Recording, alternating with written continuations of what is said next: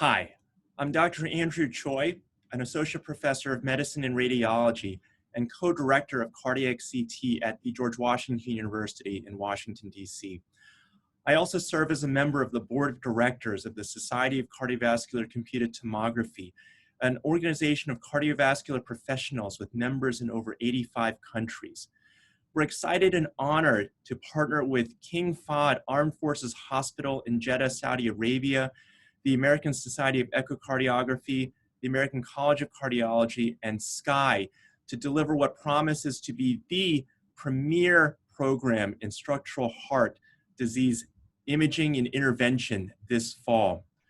We're excited to bring several of the world's leaders in cardiac CT imaging that are part of our board of directors, executive committee, as well as several past presidents of the SCCT to this meeting.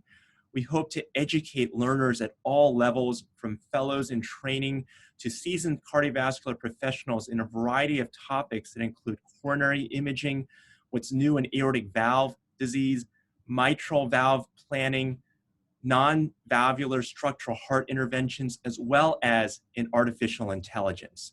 So please mark your calendars for October 29th to November 1st, and please plan to join us for what promises to be an outstanding educational meeting. We look forward to seeing you there.